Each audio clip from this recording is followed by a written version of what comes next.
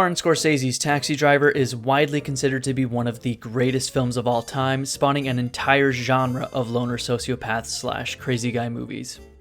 Its influence on the landscape of American cinema is well documented, however, so that's not what we're going to discuss here. You talking to me? Given how much time has passed and how many movies trying to do the same thing have come out, I thought it'd be interesting to see how the film would stack up today and whether a modern audience would get the same out of it. I'm a big fan of Scorsese, though I'm not going to claim I've seen even close to all of his movies, and there are some I like way more than others. As a whole, Taxi Driver is one that I can respect immensely for its influence on the trajectory of filmmaking, but speaking bluntly, I don't think it's one that will work for everyone. The film centers around Vietnam War veteran Travis Bickle. Dealing with PTSD and insomnia, Bickle becomes a New York City cab driver, and the film depicts his descent into madness. The biggest thing I can say that I appreciate about Taxi Driver is its layers and its themes. It's not straightforward in any way and is ambiguous in regards to its message, characters, and morality. The death of the studio system brought forth the more director-driven artistic films of the 1960s and 70s, but movies like Taxi Driver still weren't terribly common in American cinema at the time. The sheen and glamour of the golden age of Hollywood was gone, and we had Taxi Driver, a movie that reveled in the grime and filth of reality. And for that, the movie has my utmost respect. But it's 2021, and gritty movies like this are a dime a dozen now and aren't particularly niche. Hell, take Joker from a couple of years ago. Generously speaking, it took a lot of inspiration from Taxi Driver, and it's the highest grossing R-rated film ever. But there's a key difference, and why I think something like Joker might connect to people more than Taxi Driver comes down to two things. Joker isn't as smartly written, and Taxi Driver is a neo-noir film, while Joker is not.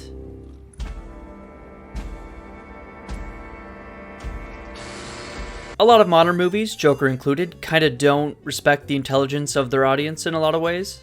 I mean, I get it. If even a quarter of your audience doesn't understand what's going on, that'll kill your box office potential, so making as much of your film as clear as possible while still being intellectually sound is a tightrope to walk in a world where money makes all the rules. Some break through, however, and Taxi Driver managed to do so. I mean, it had a lot of shocking imagery for its time, which probably gave it a lot of notoriety. Scorsese even had to turn down the saturation of this final scene here to prevent the film from getting an X rating. Kinda quaint. You can do fucking anything nowadays. Fix on this motherfucker!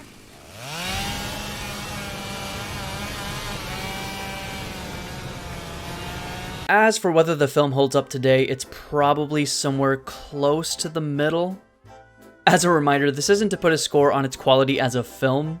You know, stuff like the dialogue in a lot of scripts around this time feels a little unnatural, and I'm not talking about the fact that people talk differently in the 70s relative to now. Like, you could have told me Dr. Strangelove was written last week, and I'd believe you, but for Taxi Driver, it's something that dates it a little, I think. Do you realize that fluoridation is the most monstrously conceived and dangerous communist plot we have ever had to face? It's particularly egregious in the scene where Travis picks up Betsy. I'll tell you why. I think you're a lonely person. I drive by this place a lot, and I see you here. I see a lot of people around you, and I see all these phones and all this stuff on your desk. That means nothing. And then when I came inside and I met you... Not a word of this feels natural or realistic, and I think a modern viewer watching this for the first time will just sorta laugh and scratch their head. I know a lot of people love the soundtrack, but again, this sticks out like a sore thumb today, and I think modern viewers may find it cheesy. I love him.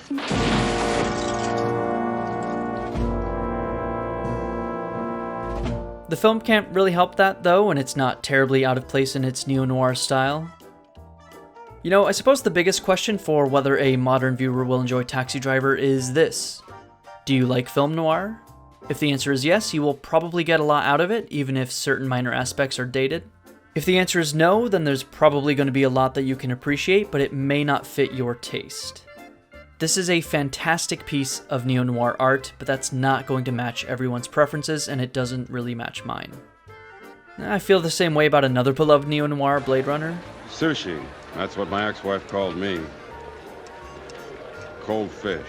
I can see why this type of movie works for a lot of people, but it's not really for me. So, does Taxi Driver hold up?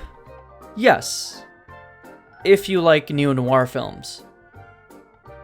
There's honestly maybe no better known example from its era. In that sense, I'd say this movie has more connective tissue with something like 2011's Drive than The Joker. Many of its themes are sadly more than relevant today, with things like creepy men grooming young women and girls reaching the public conscious more and more thanks to the swell of the Me Too movement, which helps in terms of whether the film holds up.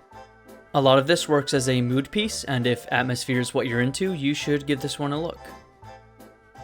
With that said, if you don't care much for neo-noir films like me, there's probably a lot to appreciate from Taxi Driver, but you may be left wanting more. Thanks for watching.